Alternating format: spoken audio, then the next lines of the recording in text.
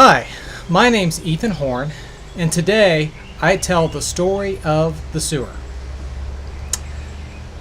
In 1994, in Goma, Zaire, cholera swept through a crowded refugee camp and claimed the lives of 60,000 people in less than a month. Dr. Robert Morris, in his book, The Blue Death, makes the statement: the only difference between the United States and Goma, Zaire is the systems we design and build to transport and treat our sewage and drinking water. Today, we learn about the importance sewers play in protecting public health and the streams and rivers that we all enjoy. The story begins with a young doctor who studied a cholera outbreak in a small London neighborhood called Golden Square. The year was 1854, and Dr. Snow had been studying the cholera outbreak for several years. The leading physicians, scientists, and concerned community leaders had been focused on the cholera epidemic. Among all of the different factors that had played a role in public health at that time, cholera and other diseases were running rampant through not only England, but France and other parts of Europe. In 1831, cholera claimed the lives of 100 people in France.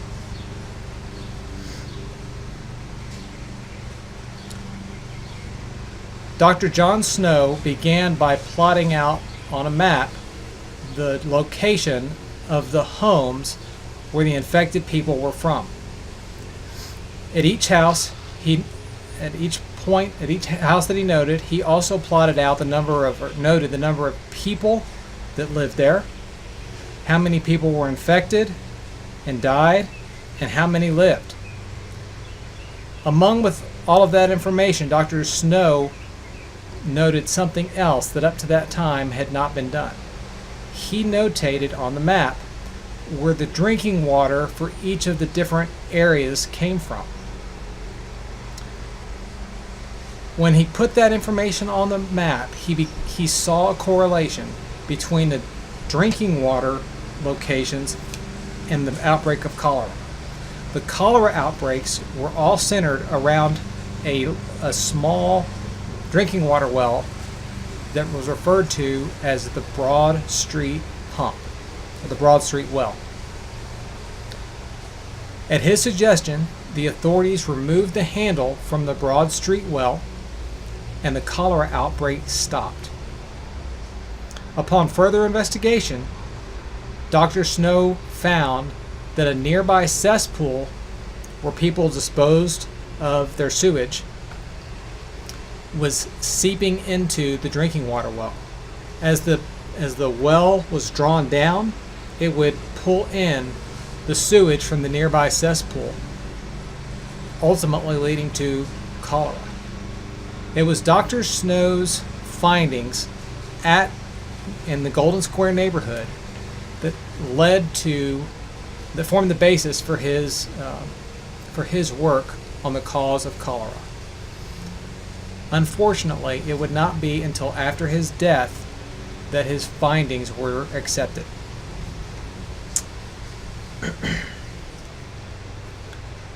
The cholera epidemic, as I mentioned before, was one of the most threatening disasters facing the developed world at the time.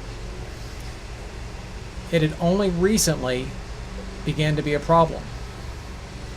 The reason for the change was the Industrial Revolution. Factories and steel mills brought many people to live in a small area. The factory owners and the business owners would build lodging for the workers.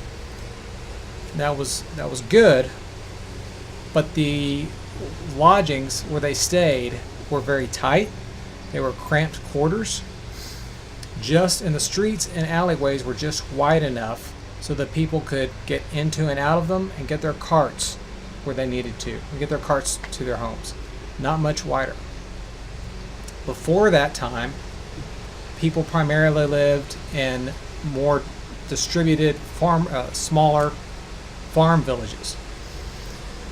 In farm villages, people would take their sewage and put it in cesspools or little pits that they would dig, and nature would take care, the earth would take care of the sewage, and things were fine. It was an effective treatment method. But with the Industrial Revolution and the people all living in a very small area, they were still doing that. People would still dig pits and empty their sewage, but they couldn't go far enough away to get rid of the problems, the health problems that were encountered by that. As a result, the areas where the workers lived became dirty and filthy, and the people that lived there were unable to keep it clean. Ultimately, it was the Industrial Revolution that led to not only cholera outbreaks, but many different diseases, because the modern world at the time did not understand what the causes were, and they didn't have the tools to treat them. Now we transfer the story to the southern United States in the mid-1800s.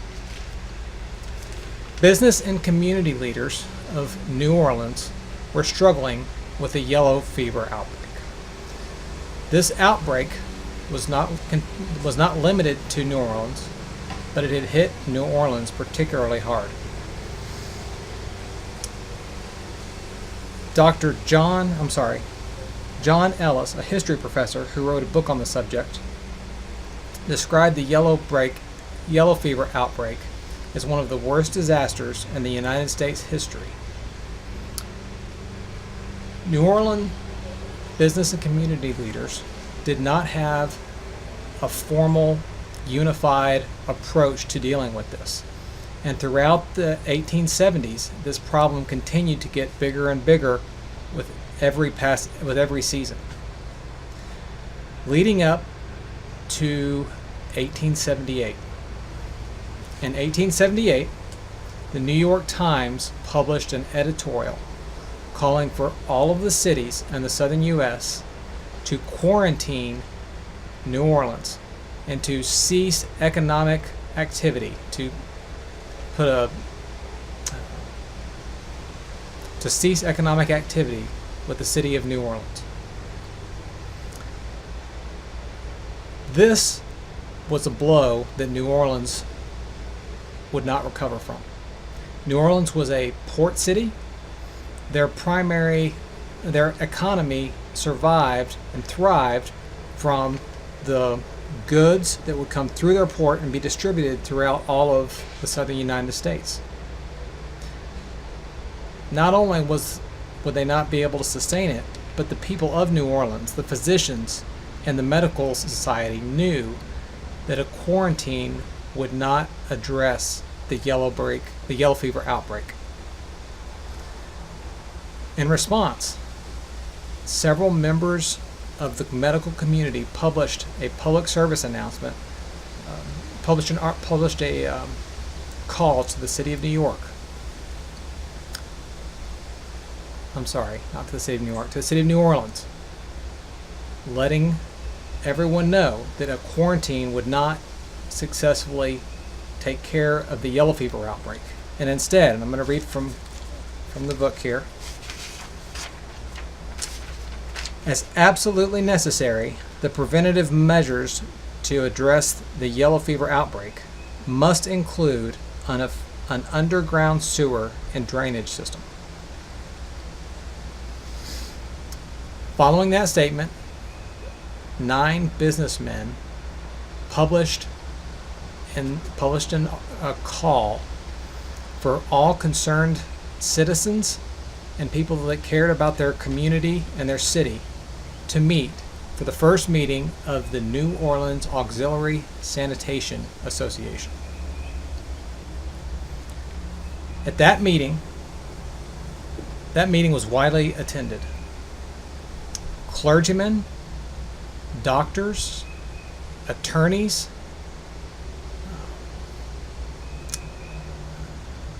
educators, men and women from all across all across the economy showed up because they knew this was critical to the lives of the people of New Orleans. There were over 200 people that showed up that day, and they came to be known as the Faithful 200. They focused primarily on forming a plan to get an underground sewer and drainage system, and they also fought to address solid waste, disposing of solid waste. Their efforts were successful. Were somewhat successful.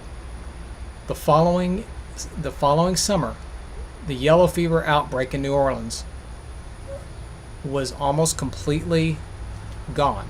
The few cases that were present were able to be taken care of locally, and it did not go outside of the city of New Orleans. Unfortunately, building an underground sewer is a very expensive task, and the New Orleans Auxiliary Sanitation Association, though they tried many different ways and many different times, they were not able to successfully get the funds built for the underground sewer. However, they were able to raise awareness and bring focus to the subject. Over the next several decades, New Orleans built an underground sewer and drainage system that is in effect today.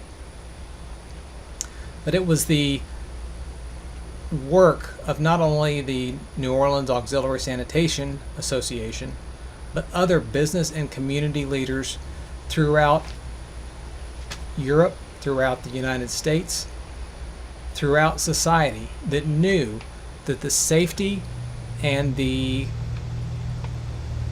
health of society must have effective sewer systems.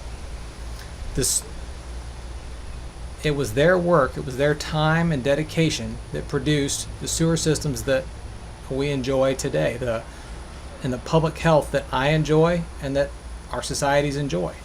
Without that, we would not be able to live in a city, in an urban environment, and have public health like we do today. This has been a fun research project. I've learned a lot. I hope you have too. I will have the books that I took all of the notes from in my show notes. So if you have any questions, feel free to look at that or leave me a comment in the notes below. The good health that I enjoy today, I owe largely to the investment that the previous generation made in sewers. Thank you. Have a good day.